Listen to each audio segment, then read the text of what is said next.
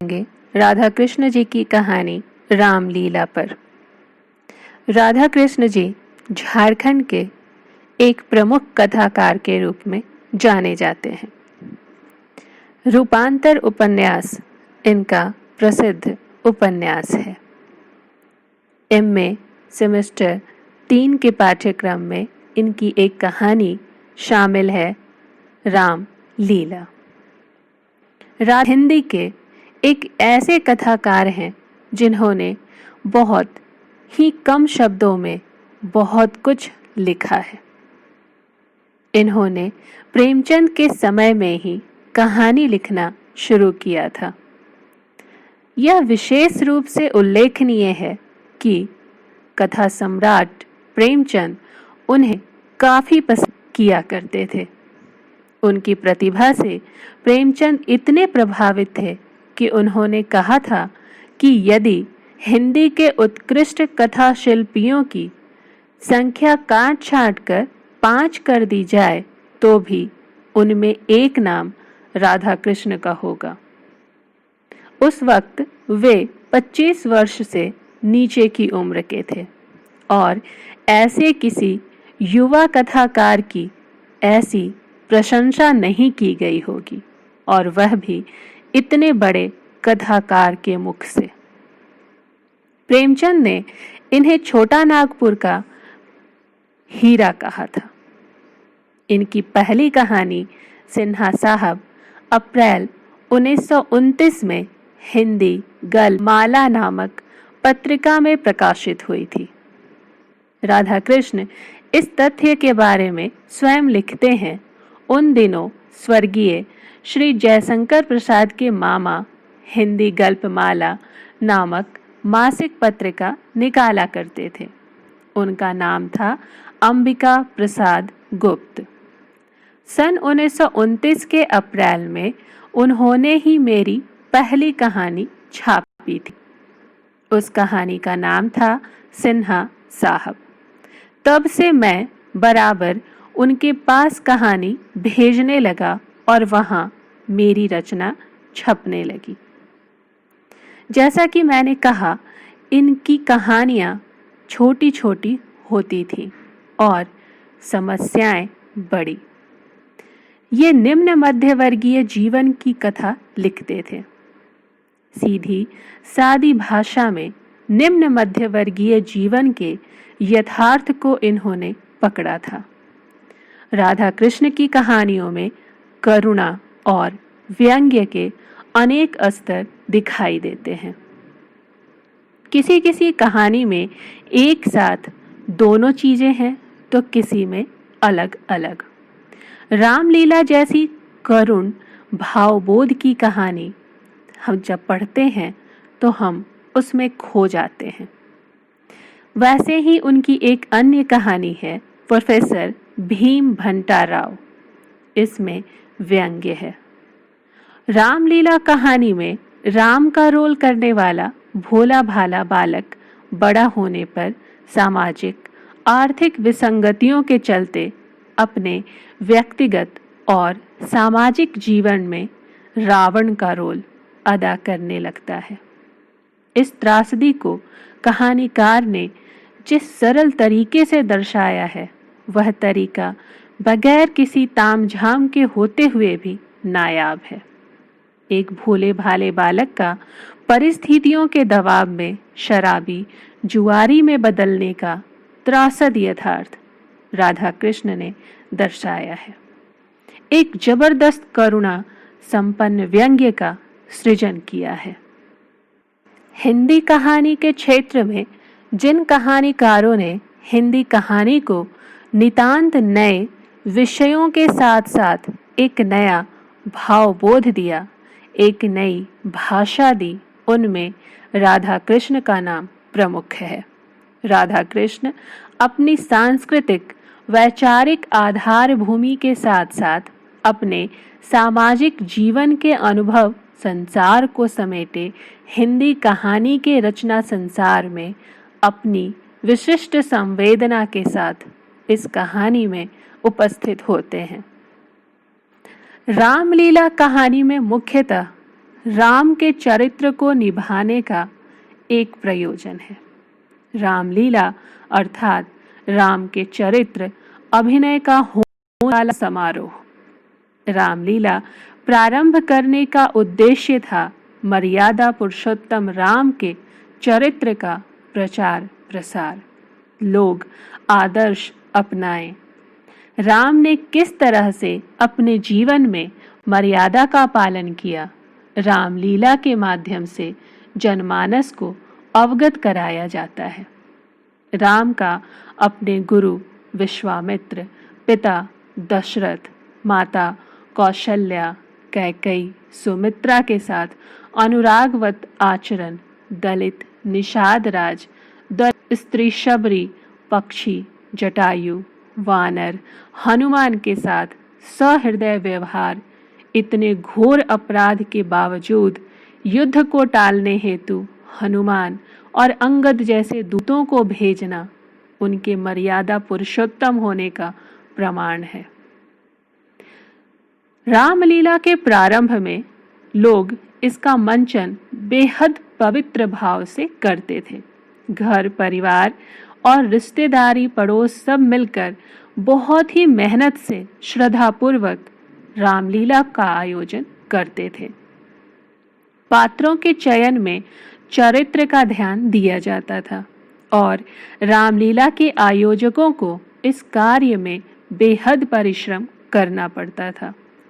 लेकिन धीरे धीरे इस कार्यक्रम का रूप विकृत होता गया और आज रामलीला की स्थिति बेहद भयानक हो चुकी है। आज की रामलीला ईर्ष्या, द्वेष, पाखंड, राजनीतिक अड्डेबाजी का स्थल हो चुकी है। एक समय ऐसा भी था कि रामलीला में शराब का प्रयोग घोर पाप माना जाता था, किंतु आज यह सब आम बात है। वर्तमान में रामलीला कराना स्टेटस सिंबल बन गया है। रामलीला कराना परंपरा जैसी कोई बात नहीं रह गई है। रामलीला के आयोजक राम के चरित्र से कुछ सीखना नहीं चाहते, वह तो बस एक परंपरा को जीवंत किए हुए हैं। कहानीकार राधा कृष्ण ने रामलीला कहानी लिखी तो उनके मस्तिष्क में कहीं न कहीं रामलीला का यही विकृत रूप रहा होगा जो उनके मन को तकलीफ पहुंचा रहा था। रामलीला कहानी का मुख्य पात्र रामरतन है। वह एक पढ़ा लिखा आधुनिक सोच का बुद्धिमान आदमी है जिसे रामलीला से विशेष लगाव नहीं है। उसके लिए मात्र यह एक पेशा है। वह कहता है, कहानी के शुरुआत में एक अंश है, पेशा में कोई पेशा हुआ भी तो रामलीला का दल रखने का पेशा हुआ। दुकानदारी का पेशा होता, जमींदारी होती, महाजनी होती, कोई भी कैसा भी पेशा होता तो एक बात थी, मगर रामलीला का दल रखने का पेशा, सो भी यह खानदानी पेशा है। 7 पुश्तों से रामलीला का दल चला आता है और रामरतन जरा आधुनिक बुद्धि का आदमी है, सो अपने इस पेशे को पसंद नहीं करता, मगर खानदानी चीज है, रामलीला वह छोड़ नहीं सकता, अपना दल तोड़ नहीं सकता। और यही कहानी के दूसरे अंतरे में हम पढ़ते हैं कि यह जो ऐरा गैरा नत्थु खैरा आकर राम बनते हैं, लक्ष्मण बनते हैं, वशिष्ठ और विश्वामित्र बन जाते हैं, यह रामरतन को पसंद नहीं। यह इस प्रकार राम की पैरोडी हो जाती है, लक्ष्मण का उपहास हो जाता है, राजा की मिट्टी पलीद होती है और महाज्ञानी वशिष्ठ के मुंह से ज्ञान के बदले अज्ञान ही ज्यादा निकलता है। सो रामरतन रामलीला के इस पुराने ढर्रे में परिवर्तन करेगा और वह राम के पात्र के लिए उचित पात्र खोज रहा है। रामरतन रामलीला के वास्तविक रूप को बचाए रखने के लिए प्रयास करता है और उसको इस बात का कष्ट है कि रामलीला नौटंकी का रूप लेती जा रही है। आज की रामलीला में पढ़े लिखे लोगों की संख्या नगण्य है। राम रतन आडंबरवादी नहीं है। वह जानता है कि इस रामलीला में किसी की श्रद्धा नहीं रह गई है। कोई पात्र शराब का सेवन किए हुए रहता है, कोई चरित्र का गंदा है। ऐसी रामलीला से क्या लाभ? बावजूद इसके रामलीला कराना राम रतन की मजबूरी है, चूंकि 7 पीढ़ियों से रामलीला होती चली आ रही है और अगर वह बंद करता है तो समाज में उसकी हंसी होगी। राम रतन सोचता है, यदि मेरे पूर्वज रामलीला के स्थान पर कोई दुकान महाजनी करते तो कितना अच्छा होता। राम रतन रामलीला के स्वरूप को सुधारना भी चाहता है, उसे पुनः पटरी पर लाना भी चाहता है, किंतु पात्र मिलते नहीं। राम बनने वाला व्यक्ति राम जैसा दिखना चाहिए, उसका आचरण भी मर्यादित होना चाहिए। कम से कम ऐसा तो अवश्य होना चाहिए कि कोई दर्शक उसके ऊपर आक्षेप न लगा सके। लक्ष्मण बनने वाला लड़का तेजस्वी होना चाहिए, दशरथ को राजा जैसा लगना चाहिए। वशिष्ठ बनने वाला व्यक्ति मूर्ख तो नहीं होना चाहिए। राम रतन पूरी रामलीला को पात्र के चरित्र के अनुसार अभिनीत कराना चाहता है, तभी रामलीला सार्थक होगी। और जब उस व्यक्ति का व्यक्तित्व पात्र के अनुकूल ना हो तो रामलीला व्यर्थ है। रामलीला के पात्र चयन में राम रतन बेहद परिश्रम करता है। वह रामलीला के मुख्य पात्र राम का अभिनय करने के लिए व्यक्ति की खोज करता है। वह ऐसा सांवला लड़का चाहता है जो राम की मुख आकृति से मिले। राम रतन 5 दिन से परेशान है। जिस भी लड़के को वह देखता है उसमें कोई न कोई कमी दिख जाती है। राम के अभिनय के लिए लड़का नहीं मिलने से वह चिंतित है। वह अंत में एक बच्चे को देखता है। वह सोचता है कि अब उसकी खोज पूरी हो गई है। वह एक बालक को देख रहा है जो तितलियों के पीछे दौड़ रहा है। उस लड़के के मुखमंडल को राम रतन राम के रूप में देखता है और इस लड़के को राम का अभिनय करने के लिए वह उपयुक्त पाता है। उसे लगता है कि यह उसका सौभाग्य है। इस पृथ्वी पर एक अच्छे व्यक्ति का मिलना बेहद दुष्कर कार्य है और राम रतन ने वह कार्य कर लिया है। राम रतन बालक से पूछता है तो पता चलता है कि बालक का पिता नहीं है, उसकी माँ है। उसके परिवार का खर्च गाय के दूध को बेचकर तथा मामा द्वारा की गई सहायता से चलता है। बालक को राम बनाने के प्रस्ताव पर माँ की मनाही पर राम रतन 100 रुपए का प्रस्ताव देता है, जिस पर बालक की माँ तैयार हो जाती है। राम बनने वाले पात्रों की समाज में कमी आ गई है और जो दीनहीन स्थिति में जीवन जीने को विवश हैं, जिनको भोजन तक का संकट है, वही लोग राम बन पा रहे हैं। राम रतन लड़के की माँ को 100 रुपए देकर राम बनाने के लिए उसके लड़के को ले आता है। वह राम का अभिनय करने वाले किसी भी उपयुक्त लड़के को कोई भी मूल्य देने को तैयार है। उसको रामलीला की विश्वसनीयता बनाए रखनी है। राम रतन को बस राम चाहिए, ऐसा राम जो समाज में मर्यादा का पालन करने वाला हो और मुखमंडल से भी राम का प्रतिरूप लगे।